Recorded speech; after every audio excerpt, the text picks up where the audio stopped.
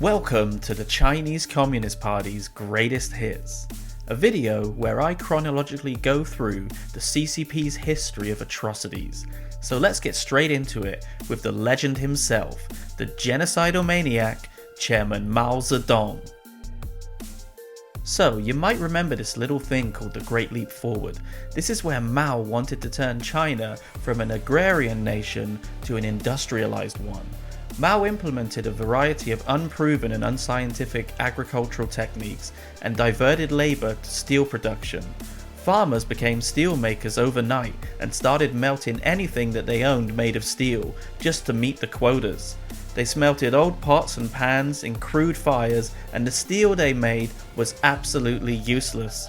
This led to a massive famine because of a huge drop in grain production.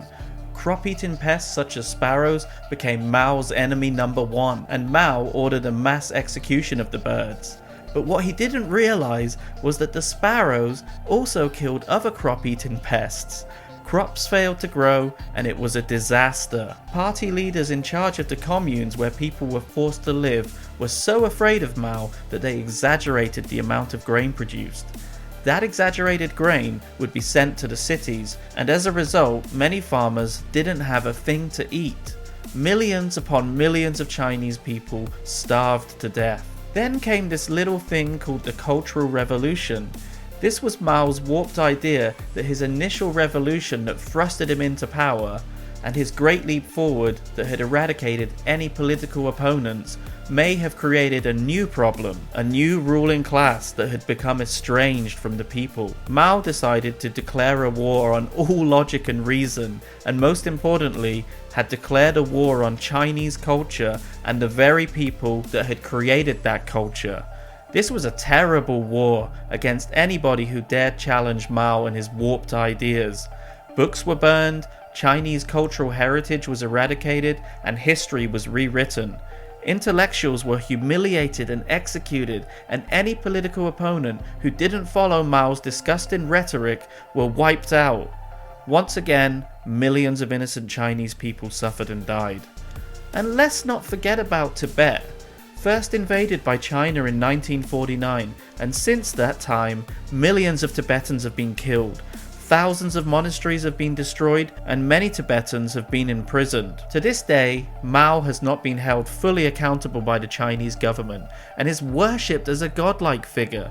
His picture is proudly displayed in Tiananmen Square for all to see, and all over China, his wicked, evil face is immortalized all over the Chinese currency, the RMB. Next up is Deng Xiaoping. Deng was widely touted as the man who saved China, but I'm pretty sure anybody could look great compared to his predecessor. He's the man who opened China up to foreign investment, brought back education, and brought in population control, with the one-child policy, limiting families to one child under the threat of penalty, including forced abortions. But who could forget the highlight of Deng's career, the Tiananmen Square massacre?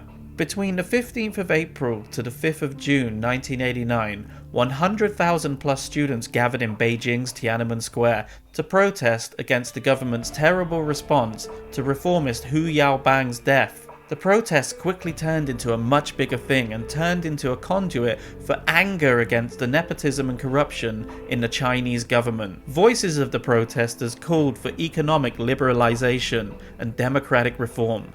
Well, Deng didn't like this very much, and on the 3rd to 4th of June 1989, thousands of soldiers in tanks and helicopters were ordered into the square. This resulted in one of the world's most terrible massacres. The soldiers indiscriminately opened fire on the unarmed protesters, resulting in hundreds to thousands of casualties. This one event has destroyed any hope of political reform in China and maintained the CCP's iron fist rule. And now we have Jiang Zemin. Mr. I'm angry, sometimes naive, is best known for his crackdown on the Falun Gong. Jiang was worried that this popular new religious movement would become more popular than the CCP, and I wonder why he was worried about that. I mean, it's not like the CCP was full of a bunch of out-of-touch old grandpas, right? Jiang also worried that CCP members were starting to practice this religion. He was petrified of the Falun Gong and ordered the arrest of thousands of Falun Gong members. These Falun Gong members were imprisoned and sent to re-education camps. Over the years, accusations of execution and organ harvesting of the Falun Gong members has been made. Up next is Hu. Hu Jintao, that's who. When I first moved to China in 2008, Hu was the leader of China. No, seriously, Hu was the leader of China. Anyway, this is the guy who I remember as the leader who completely censored the internet in China. The censorship really started around 2009, and of course, Hu blamed the riots happening in Urumqi, where protesters were apparently using Facebook to network and organize protests. But we all know that the real reason was because he didn't want the Chinese people to start reading about the terrible atrocities committed by his government. I witnessed this firsthand. When I first moved to China, I was able to use Facebook, YouTube, and all of these other websites, but over the years, they all slowly started to disappear. Even some Western Chinese language websites. This is Hu's legacy, creating the Great Firewall of China and closing off China from the rest of the world. And now we get to the final leader, the Emperor for Life, Mr. I don't need a term limit, Xi Jinping, otherwise known as Winnie the Pooh. Actually, that's an insult to the cute, lovable Winnie, because this guy is nothing of the sort.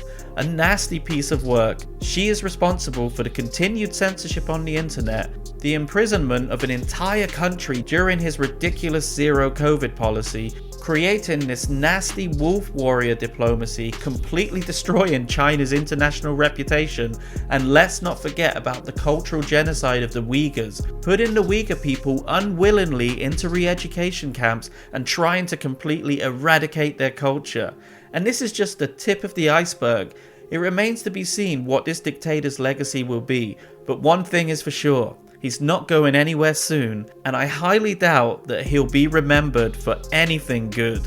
So that's the CCP's greatest hits. Which leader do you think is the worst? It's a bit of a hard choice really, but please let me know in the comments. And please don't forget to like the video and subscribe to my channel, it really does help. I also have another channel that you might want to check out called YGZ Lu Yisi, so please head on over there and check out some of the videos, the links in this video's description. Anyway, thanks for watching guys, and I'll see you all in the next video. Bye for now.